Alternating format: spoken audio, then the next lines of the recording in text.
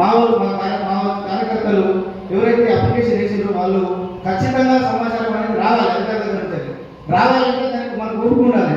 6 అయితే పక్క పెడతారు, 30 రోజులు 40 రోజులు 60 రోజులు అయితే దాని తర్వాత 19 ఇస్తాం. 19 వల్ల కూడా ఏవైతే పెట్టుకొని ఇస్తాం మేము భయపడతామా సూత్రం తీయాలంటే దాన్ని తీసుకెళ్ళి స్టేట్ కమిషన్ వేయడం జరిగింది. స్టేట్ కమిషన్ కూడా డైరెక్షన్ ఇవ్వకపోతే హైకోర్టులో కూడా వేసి ఒక సమాచారం అడిగింది. ఈ జిల్లాలో ప్రైవేట్ ఆసుపత్రులు ఎన్ని ఉన్నాయి, సింపుల్గా వచ్చారు. వాళ్ళు చేసేది వాళ్ళు ఐటీ ఏం కడతారు, వాళ్ళ ఉద్దేశం ఏంటి అని మేము జిల్లాలో ఎన్ని ఉన్నాయి ఏమైందంటే ఉల్టా సమాధానం ఇవ్వడం జరిగింది. ఏంది ఎక్కడో ఢిల్లీలో ఉన్నటువంటి ఒక ఏదో కేసుల ఓల్డ్ కేసులు ఎప్పుడు కేసుల్లో దీని ప్రకారం హాస్పిటల్లకు సంబంధించినటువంటి సమాధానం ఇవ్వరాదు, కాన్ఫిడెన్షియల్ అని మాకు లెటర్ ఇచ్చారు. మరి ఎట్లా కాన్ఫిడెన్షియల్ అయితే వీళ్ళు రిపోర్టర్స్ మొత్తం మందిని మేము ఎందుకు పిలిచినామంటే మాకు సంబంధించినటువంటి మా సభ్యులకు మేము ఎప్పుడు చెప్పుకునేది ఇది, కానీ మేము చేసేటువంటిది ఏదైతే ఉందో 10 మందికి తెలియాలి, ఎక్కడన్నా సమస్య ఉందా మా ఆర్గనైజేషన్ దృష్టికి తీసుకొస్తారనేటువంటి చర్చిస్తారనేటువంటి ఉద్దేశంతో ఈ అన్ని వర్గాలను పిలిచి మేము ఈరోజు సమావేశం నిర్వహించడం జరుగుతుంది.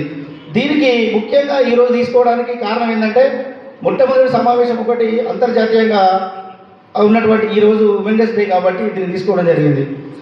మేము ఈరోజు ఆర్టీఐ సమాచార హక్కు చట్టం కానివ్వండి, తర్వాత ఆ సమాచార హక్కు చట్టం ద్వారా ఆర్గనైజేషన్ ద్వారా మేము రికార్డ్ ఇన్స్పెక్షన్ చేసినాము. తర్వాత ఆర్టీఐ అప్లికేషన్స్ కూడా మా సభ్యులందరూ వేసినాము, సమాధానం తెప్పించినాము. ఏదో ఒక ఆర్టీఐ సమాధానం ఏదో ఒక 6(1) వేసే ఒప్పునుడు కాదు. 6(1) ఇవ్వకపోతే 19(1) ఇవ్వకపోతే కమిషన్ కాకపోతే నేషనల్ కమిషన్, కాకపోతే కోర్టు కాకపోతే ఇంకొకటి న్యాయ వ్యవస్థ. లీగల్గా ఆ సమాధానం వచ్చేంత వరకు మా కార్యకర్తలు ఎవరైతే అప్లికేషన్ వేసారో వాళ్ళు ఖచ్చితంగా సమాచారం అనేది రావాలి, అధికారుల దగ్గర నుంచి రావాలంటే దానికి మనకు ఓపిక ఉండాలి. 6(1) అయితే పక్కకు పెడతారు, 30 రోజులు 40 రోజులు 60 రోజులు అవుతుంది. దాని తర్వాత 19(1) ఇస్తాం. 19(1)లో కూడా ఏమైతే చూద్దాం వీళ్ళు ఏదో అడుగుతారు, ఏదో లెటర్ పెట్టుకొని ఇస్తాం మేము భయపడతామా చూద్దాం తీయాలి అంటే దాన్ని తీసుకెళ్ళి స్టేట్ కమిషన్ వేయడం జరిగింది. స్టేట్ కమిషన్ కూడా డైరెక్షన్ ఇవ్వకపోతే హైకోర్టులో కూడా వేసి డైరెక్షన్ తీసుకున్న సందర్భాలు ఉన్నాయి. ఇంతెందుకు మనకు జగిత్యాల జిల్లా వైద్యాధికారి కార్యాలయంలో చిన్న ఒక సమాచారం అడిగినాం. ఈ జిల్లాలో ప్రైవేట్ ఆసుపత్రులు ఎన్ని ఉన్నాయి, సింపుల్గా వచ్చారు. వాళ్ళు చేసేది వాళ్ళు ఐటీ ఏం కడతారు, వాళ్ళ ఉద్దేశం ఏంటి అని అడిగినందుకు మాకు 6(1) అయితే సమాధానం లేదు. సమాధానం లేకపోగా మాకు ఏమైందంటే ఉల్టా సమాధానం ఇవ్వడం జరిగింది. ఏంది ఎక్కడో ఢిల్లీలో ఉన్నటువంటి ఒక ఏదో కేసుల ఓల్డ్ కేసులు ఎప్పుడు కేసుల్లో దీని ప్రకారం హాస్పిటల్లకు సంబంధించినటువంటి సమాధానం ఇవ్వరాదు, కాన్ఫిడెన్షియల్ అని మాకు లెటర్ ఇచ్చారు. మరి ఎట్లా కాన్ఫిడెన్షియల్ అవుతుంది? అది ప్రజల కొరకు ప్రజల భాగస్వామ్యంతో ప్రజల ద్వారా నడిచేటువంటి హాస్పిటల్స్, మరి అది రహస్యం ఎందుకు అవుతుందో మాకు అర్థం కాలే. అప్పుడు అధికారి ఇచ్చింది, మరి ఎందుకు ఇది అయింది అని చెప్పి మేము 19(1) వేసినాం. 19(1) వేసినా కూడా 19(1)లో కూడా మాకు పెండింగ్ పెట్టారు. అప్పుడు మా సభ్యులందరూ పోయి జిల్లా కలెక్టర్ గారికి వెళ్ళడం జరిగింది. జిల్లా కలెక్టర్ గారు పిలిచి అప్పుడు ఉన్నటువంటి జిల్లా వైద్యాధికారిని పిలిచి నీకు ఇవ్వడానికి ఇబ్బంది అయితే మొత్తం డిమాండ్లో పెట్టమని చెప్పింది. ఓపెన్లో పెట్టాలి మీరు, ఇవన్నీ సీక్రెట్ ఎందుకు? వాళ్ళు పే చేస్తున్నారు, వాళ్ళు ఫ్రీ సర్వీస్ చేస్తలేరు కదా హాస్పిటల్లో, వాళ్ళు డబ్బులు చేస్తున్నారు. డబ్బులు తీసుకొని చేసినప్పుడు అది సంబంధించిన సభ్యుని పిలుచుకొని సమాచారం ఇవ్వడం జరిగింది. ముఖ్యంగా మొన్న ఈ మధ్య కాలంలో అసలు హాస్పిటల్ ఉన్నాయి కదా, ఈ హాస్పిటల్లో ఏ పద్ధతులు ఉన్నటువంటి నిమ్స్ హాస్పిటల్ వాళ్ళు రేట్లు ఒకటి ఉంటాయి, స్టేట్ మెడికల్ బోర్డు రేట్లు ఒకటి ఉంటాయి. ఆ రేట్లే ప్రతి ఒక్కరు మెయింటైన్ చేయాల్సిన అవసరం ఉంటుంది. జగిత్యాల్లో ఒక రేటు, కరీంనగర్లో ఒక రేటు, హైదరాబాద్లో ఒక రేటు అనేది ఎక్కడ కూడా ఉండదు. కామన్గా ఒకటే రేటు ఉంటుంది. అది నిమ్స్. ఎందుకంటే ఒక ప్రభుత్వ ఉద్యోగులు కానీ ఈ సీఎం రిలీఫ్ ఫండ్ వాళ్ళు కానీ మనము అప్లికేషన్ ఫార్వర్డ్ చేస్తాం గవర్నమెంట్కి, పంపితే ఇక్కడ ఉన్నటువంటి వాళ్ళు 1,00,000 రూపాయలు బిల్ వేసి పంపితే వాళ్ళ రేటు ప్రకారం అది 30,000 వస్తుంది. అది దానికి సంబంధించింది మీరు ఎట్లా చూస్తున్నారు అంటే, సరే అది ఇప్పుడు మేము మా అప్లికేషన్ పెండింగ్ ఉంది అక్కడ, దాని మీద కూడా మరి వారు ఏం సమాధానం ఇస్తారేందో. అంటే ఒక క్వశ్చన్ చేస్తే 100 సమస్యలు బయటకు వస్తున్నాయి. సరే ఇప్పుడు మేమేదో ఈ ఉన్న 4 10 మంది చేస్తే సమస్య ఏదేదో బాగుపడుతుందని కాదు, కానీ మేము ఇక్కడ ఉన్నటువంటి సభ్యులను, మా సభ్యులు, ఇక్కడ వీరు వచ్చిన వాళ్ళు ఒక చర్చించి ఒక ప్రశ్నించే తత్వం రావాలి. అది ప్రశ్నించాలి, ప్రశ్నించి జవాబు తీసుకోవాలి.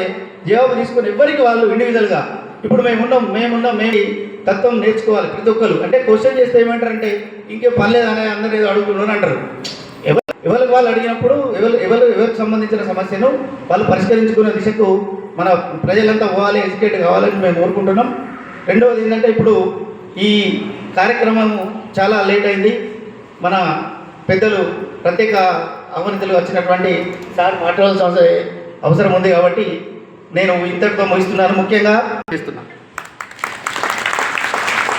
5 మాసాల్లో ఇంతింతై కట్టుడింతై తానింతై నవ్వు ఆ సంస్థ పూర్వాపరాలన్నీ కూడా చెప్పినటువంటి శ్రీనివాసరావు గారికి మొట్టమొదటిగా మనం అభినందనపూర్వక ధన్యవాదాలు తెలియజేస్తూ మానవోషి వంశోభివందనంబులంగోతో భారత శ్రేయస్సుడు మహానీరాజనం నభూతో రవిశ్వతి వారి సందేశం విరాజమైనటువంటి సందేశానికి స్వాగతం, సుస్వాగతం. నమస్కారం చేయడం అనేది చాలా గొప్ప విషయం. అందుకు నేను మిమ్మల్ని పూర్తిగా అభినందిస్తున్నాను. ఆ చిన్న పాయింట్ ఏంటంటే ఐడి కావాలి, మేము ఐడి ఇస్తాం, ఐడి కార్డు ఇస్తామంటున్నారు. ఐడి కార్డు ఏమిటంటే నాకు ఐడి కార్డు ఉంది, ఇప్పుడు దానివల్ల నాకేం ఐడి కార్డు, తర్వాత ఆధార్ కార్డు ఉంది, చాలా ఆధార్ కార్డు. కానీ అందులో ఇప్పుడు వీరు ఇచ్చిన ఐడి కార్డులో ఏముంటుందంటే నేను మానవ హక్కుల కమిటీ అధికారిని అనే మాట వస్తుంది. నేను అధ్యక్షుడిని అని, లేదా రాజ్యాంగ సహాయ కార్యక్రమాన్ని అని ఏదో ఉంటాయి కదా, అవన్నీ ఉంటే మీకు ఒక విలువ వస్తుంది. ఆ విలువ వస్తే మీరు హక్కుల గురించి అడిగే అవకాశం మీకు వస్తుంది. సో హక్కులు ఎట్లా వస్తాయి మీ చేతిలోకి? హక్కులు అడిగితే వస్తాయి. హక్కులు ఎలా అడుగుతారు మీరు? దానికి మీ పేరు ఎవరు చెప్పాలి? ఇప్పుడు మమ్మల్ని అందరూ అడుగుతుంటారు హక్కుల సమావేశంలో, సమాచార హక్కు చట్టం కింద మేము అడుగుతాం. ఏం అడుగుతాము? ఏదైనా కొంత మాకు తెలిస్తే కదా మిమ్మల్ని అడిగేది.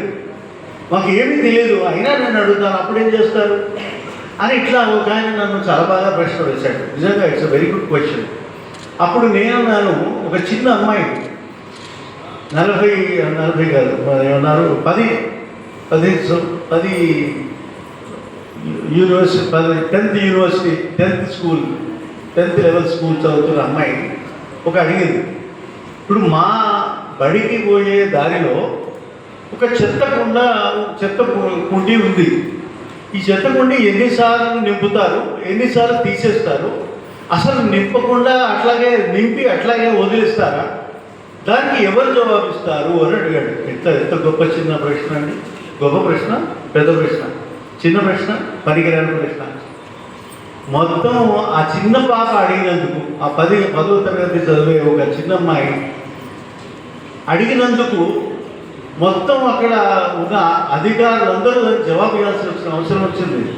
ఎంత అవసరం వచ్చింది? ఏమిచ్చారండి? ఏమిటి జవాబు? ఏమిటి వాళ్ళు ఇచ్చింది? ఆ జవాబు ఏమిటంటే అక్కడ ఉన్న చెత్త అంతా తీసేశారు. ఏం జవాబు అంటే నాకు కావాల్సింది? ఉత్తరానికి జవాబు కాదు కావాల్సింది. నేను జవాబు పేరుతో జవాబు కావాలని నేను అడుగుతూ ఉంటే మీరు నాకు ఇచ్చిన సమస్యకు పరిష్కారం చెప్తున్నారు. ఇది హక్కు లేక ఇది మానవ హక్క? ఇది రాజ్యాంగ హక్క? ఇది ఏం హక్కు? ఇది క్వశ్చన్ మనం మాట్లాడుకోవాలి. ఇప్పుడు పెద్దవాళ్ళంతా చెప్పారు రాజ్యాంగ హక్కులు అన్నారు. మరి మనకు రాజ్యాంగం ఎప్పుడు వచ్చింది? 1950 నాడు వచ్చింది. మరి 1950 ముందు ఏం జరిగింది? మన హక్కులు లేవా? మనకు రాజ్యాంగం లేదు కదా, అప్పుడు ఏముంది? మరి అప్పుడు మనకి ఏముందంటే 1948లో ఏమైంది? మిత్రమా వినాలి. 1948లో ఏమైంది? మానవ హక్కుల రాజ్యాంగం వచ్చింది, మానవ హక్కుల ప్రకటన వచ్చింది. మానవ హక్కుల ప్రకటనకు ముందే ఉంది మనకి కనీసం స్వాతంత్రం కూడా లేదు. ఎప్పుడు వచ్చింది స్వాతంత్రం? 1947 వచ్చింది. అప్పుడు ఈ హక్కు ఎట్లా వచ్చింది? నాకు కొన్ని నెంబర్స్ దొరకట్లేదు. ఊళ్ళో ఉన్న అందరి ఊళ్ళో ఉన్న రాజ్యాంగ రామానుజ మన ఏమంటున్నాను, మళ్ళీ తప్పు మాట్లాడుతున్నాను చూడండి, ఏం తప్పు మాట్లాడుతున్నాను. అంజన గారు నన్ను రక్షిస్తున్నాడు.